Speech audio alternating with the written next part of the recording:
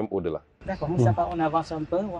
waxtu wi daanaka léegi mu jeex wala jeex na sax dama bëggoon ñu ñëwaat ci le référentiel vision Sénégal 2050 une préoccupation mooy cette jeunesse sénégalaise ñu bari bi ngeen koy doog a teg dañ ne leen ñi ngeen fi faloon kat nee nañ leen ngeen xaar ba 2050 expliqué ngeen phasage beeg ni ngeen ko waxee yëpp mais la place de la jeunesse quand je dis la place mooy non pas lu ñuy xaar ci ñoom mais ñoom lan la ñu war a def cette jeunesse sénégalaise là justement pour accompagner cette vision Sénégal 2050.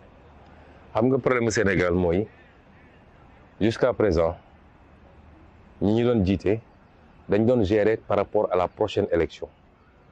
et non pas par rapport à la prochaine génération réew boo ko bëggee defar da ngay liggéey par rapport à la prochaine génération bu dee fal nañ rek nga toog naan wéy dans 4 ans dans 5 ans élection la il faut ma gaawal. oui am résultat. lii ñu problème yi ñu am yépp looloo ko jóg parce que ki fi jóge yàkkamti woon ñu ne génne na ay immeuble Diamniadio tabax na stade sangam def na terre def na lii moo ñu andil surfacturation yi moo ñu andil bor bi loolu rek la moo ñu andil déficit bii ñu fi fekk ñun li ñuy wax jeunes yi mooy li ñuy liggéey pour ñoom la du pour ñun te lay tabax développement kër sax mënoo ko tabax ci benn weer waxuma laa réew lëmm développement dañ koy tabax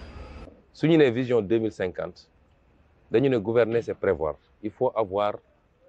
de l'ambition sur le moyen terme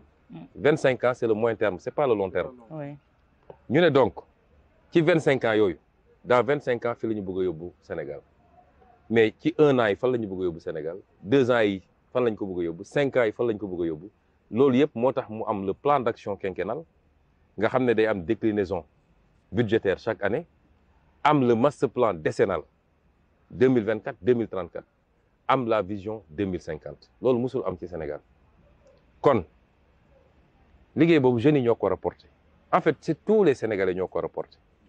mais jeunes yi dañ ci am place bu am solo moo tax chaque fois soo seetee su ma waxtaan ak ñoom dama leen ne yéen bëgg leen liggéey rek ne leen ñu bëgg nañu liggéey te bu leen xeeb benn xeetu liggéey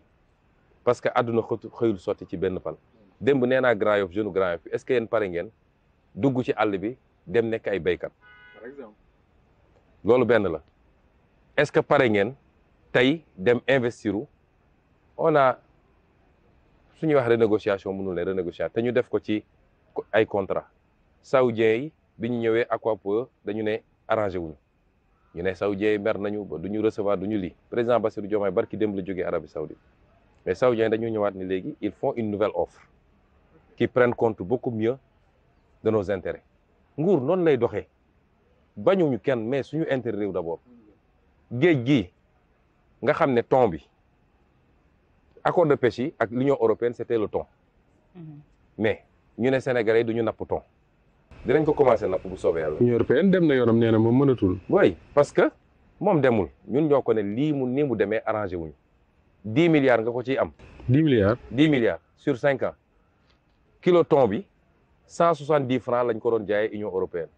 boo demee ci internet ba may def sama question écrite à l'Assemblée nationale parce que marché bi day changé jamono jooju kilo thon brut bi boo ko débarqué Europe 10 500 lay jar ñun ñu leen kon jaayee 170 francs foog nga ne loolu jaadu na ñu ne leen lii arrangé wuñu ñu ne kon ñoom et cetera commencé bu ñu andil ay problème waaye d'ailleurs vous ne respectez pas les normes xam nga tubaab rek ni ñu mel dinañu secteur privé Sénégal bi dañu bëgg ñoom ñu investir dans le secteur ut ay chalutiers yoo xam ne thon la ñuy napp thon bi ñu nappee ko fii parce que nous avons énormément de potentiel am na benn boroom xam-xam boo xam ci loolu la màcc nee na ma thon bi buy jóge ci ndox mu sedd mi di dem ci ndox mu tàng bi pour reproduire buy egg si hauteur Mauritanie ak Sénégal lay atteindre la bonne taille bu jógee ci ndox mu tàng mi di dellu à peu près même chose mais ñun dañoo soxla suñu thon boobu dama bëgg secteur privé bi ku doon def sax mbay wala nga doon def nga nekk ci BTP bi tey géej gi ay milliards yu nelaw la nañ ko nappal suñu bopp andi taxawal ay industries yu transformé fii ci Sénégal ñu dugal ko fii ci ay pot ay boîte de conserve exporté ko fu ñu doon am 1000 10 000 lañ ciy am. parce que préalable bi mooy industrialisation boobu on peut bien pêcher suñu ressources yu nekk si géej gi mais tey jii fi nga xamante ne fan lañ koy soppantee meññeef également ça pose problème au Sénégal tey jii. mais c'est pourquoi ñu am un plan industriel c'est-à-dire ñi fi nekkoon lan lañ fi tabax nañ fi stade bu rafet ñu ne on a un stade comme Stade de France. tabax nañ fay autoroute yoo xam ne ça ne mène à aucun pôle de production réel tabax nañ fay immeuble à Diamniadio mais ana économie ana mbay mi qu'est-ce qu'on produit? Rentabilité. On est autosuffisant en aucune production. Oui. Ana càmm gi ana napp gi ana industrie. C'est ça une économie ñun nag suñu priorité mooy tabax industrie d'abord. Et secteur privé bi gagner de gros marchés de fourniture de biens et services gagner de gros marchés de construction de bâtiments baax na waaye am na lu ko gën. On veut que les gens investissent dans l'industrie, dans la transformation. Et c'est pourquoi le secteur énergétique est l'un des secteurs clés du programme. Parce que si vous produire de l'énergie à un coût et à une qualité non, abordable, tu ne feras jamais de l'industrie. C'est pourquoi nous avons dit que le gaz, nous liquéfier gaz, nous avons tanker. On veut faire un pipeline à la dimension que nous voulons. Nous avons 33 MFCCF qui signé, nous avons 300. Ba nga xam ne on aura des centrales dans tout le Sénégal qui fonctionnent ñenn ñi à l'énergie renouvelable mais ça va être difficile que tu fasses plus de 40% d'énergie renouvelable. Kañ la ñu war a commencer gis ces industries là ñu ngi doon annoncer Matam entre autres tey pour wax ñu rek ci rapidement. mais ñu ngi ciy liggéey Matam on est avancé on a des partenaires l'office chérifien du Maroc a fait des offres intéressantes. Ah oui, ñeneen ak ñeneen ñu ngi ciy liggéey parce que dans tous les cas l'exploitation du phosphate de Matam sera totalement différente de ce qu'on a fait avec ICS. Et même ICS, il va falloir ñu waxtaanaat ci. boobu bokk na ci. mais exploitation Matam bi. di ngeen gis lu muy jur ci Sénégal li muy jur ci Matam. mais pour terminer je dis ton boobu tey ñun dañ ko soxla fi Union européenne su bëggee dem ça c'est leur droit mais la ñuy def ci napp bi li ci ëpp solo kenn musul publier la liste des navires qui pêchent au Sénégal ñoo ko njëkk a def peut-être jamono Senghor je ne sais pas wala jamono Diouf mais les acteurs yàgg nañ ko demander biñ ko defee ba léegi il y a une 50aine de bateaux chinois ñoom ñoo doon piller dëgg-dëgg géej gi mais mënatuñu napp parce que dañ ne lii mooy les listes navires yi ñu autorisé kon ñu ngi def liggéey boo xam ne kenn mësu koo def ci Sénégal te résultat yi dina feeñ mais méthodiquement loolu laa wax jeunes yi il faut s'engager dans un projet ñu xool les actes qu'on pose au jour le jour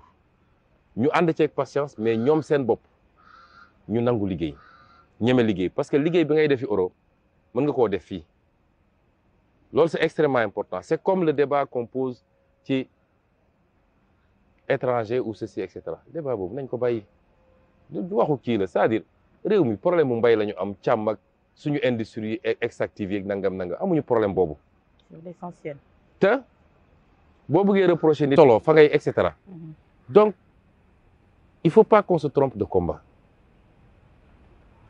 réew mi am na yoon carte de séjour mi ngi suñu loi. y a que la zone CEDEAO bi ñu bokk ak ñeneen mu amul carte de séjour te boobu ñun wax nañ ni dinañu am un mécanisme assez léger mais d'identification mais am na ba noppi. parce que passeport carte d'identité CEDEAO boo dee burkinabé bu ñu xoolee sa carte d'identité CEDEAO dañu xam ne burkinabé nga c'est-à-dire débat yi ñuy am wax ni yëpp amul. carte d'identité yi CEDEAO moo am libre circulation des biens et des personnes muy une bonne chose parce que nous sommes des panafricains gis nga àdduna bi c'est les grands regroupements. Pourquoi l'Europe aujourd'hui se sent très faible? Pourquoi l'Amérique est très forte? Pourquoi la Chine est très forte? L'Amérique, c'est 9 800 000 km² pour presque 300 millions d'habitants. La Chine, c'est 9 600 000 km² pour 1 400 000 habitants. L'Inde, c'est à peu près 3 millions et quelques de kilomètres carrés pour 1 400 000 habitants. Il faut que nous ayons 18 millions d'habitants sur 196 000 km². On ne sera jamais des puissances. Il faut que nous liguions à li nga xam ne tubaab bi moo ko tas créer fi ay frontières même suñu mënul génne frontières yooyu nañu fexe ba ñooñ ñu bokk ay espace ba am un marché commun mutualiser suñu richesse loolu mooy joxe ñu mun a jëm kaw ba mun a compter dans le concert des nations. Mais ku leen bëgg a gëmloo yenn kii da leen di dugal ci débat yoo xam ne amul solo. benn question rek ñu suñ ma ko mënee may mooy ci côté économie ndax dama gis ci référentiel Sénégal 2050 ñu def plus de 18 000 milliards de francs CFA yoo xam ne moom lañ soxla diggante 2024 ak 2029 muy première phase u projet bi. Au même moment gis nañu waa FMI seen i décaissement ñoom nee nañ téye nañ ko ba fii ak juin 2025 lañ wax. Am na ay projets yu bëree bëri yoo xam ne aussi arrêté woon nañ ko muy ci wàllum suuf seeg yooyu noonu côté économie ak yu bëri ci wàllum koom est-ce que tey ban gymnastique ngir mën a def ba nga xam ne réew mi dina doon réew mu neex mais yaa ngi wax ñi ngi wax 2050 mais xëy na nit ñi aussi soxla nañ avant boobu noonu ñu mën a kii budget bi fan ngeen koy jëlee aussi. man li ma wax mooy gëw ma ni développement réew day jógee FMI wala Banque mondiale wala keneen ak keneen. C'est des partenaires importants. Et ils sont importants parce que defuñu li ñu war a def parce que réew muy dox normalement le FMI n'est prêteur qu'en dernier ressort réew muy dox normalement c'est sur les marchés que tu dois chercher ton complément de financement 18 milliards yooyu la ca ëpp fii lay jógee suñu budget dañu ne complément bi on a besoin d'un petit complément te complément boobu 70% yi ñu ngi koy xaaree secteur privé 30% yi ci état bi boo demee PSE c'était le contraire loolu wane na ñun dañoo jox importance secteur privé mais réew muy dox normalement doo xëy suba rek ne maa ngi dem FMI da ngay dem ba mënatoo feneen crédibilité bi réew mi di am moo tax marché yi mën laa wóolu loo soxla ñu jox la ko moo tax ñun ñu def cet exercice de vérité mënoon nañu nekk fii di nëppal mais réew li président Diomaye wax du ma commencer sama mandat ci fen du ma ko doxal ci fen du ma ko yeggali ci fen nu mu métti nañu wax sénégalais yi lii mooy dëgg nañu wax suñu partenaire lii mooy dëgg te partenaires yëpp rafetlu nañ ko amul kenn ku ñu critiquer ci loolu au contraire ils ont dit qu'ils saluent l'exercice de volonté de vérité et ils vont accompagner. Après bu dee sénégalais yi lii ma wax ñëpp ci programme ak ci vision convaincre na leen c'est les sénégalais qui doivent porter le projet bu ci njëkk mooy bu ñu defee réforme ñu war a def ba pare sénégalais yi nañu fay l'impôt la ngay xaar mu jóge ci biti njëkkal góorgóorlu ci sa bopp muy benn.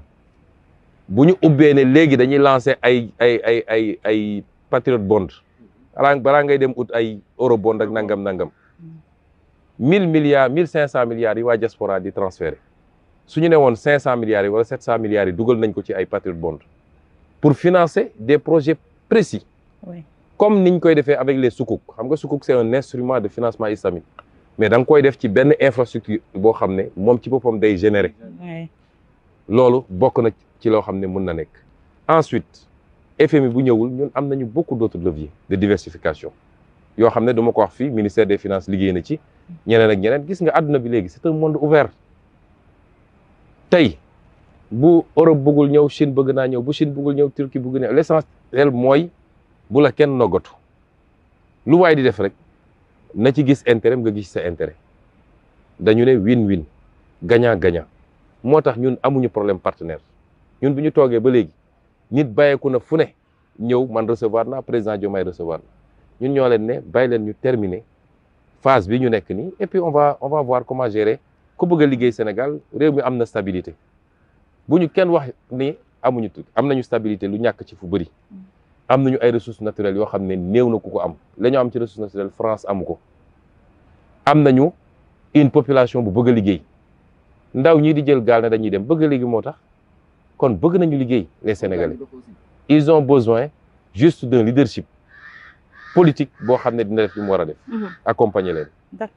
am nañu les élites intellectuelles qu'il faut foo dem ci Sénégal ci àdduna dans les secteurs les plus pointus tu trouveras des Sénégalais qui font le travail là-bas et c'est pourquoi on va lancer l'opération Retour au Bercail pour que ces Sénégalais viennent servir le pays on a tous les atouts li ci des mooy gëm suñu bopp ak nangu liggéey ànd ceeg patience toog muy dox amul fen mais Abdoulaye Wade l'avait essayé hein et ça n'a pas marché Retour au Bercail xam nga man du ma ne fii di wax waxu Abdoulaye Wade pour man Abdoulaye Wade jox nañ ko chance am def na li mu mën la ca baax ak lu ci bon man dépassé naa foofu mais on fera mieux beaucoup mieux erreur yi mu def duñ ko def bu soobee yàlla Inch'Allah. Inch'Allah. Merci beaucoup le président Ousmane Sonko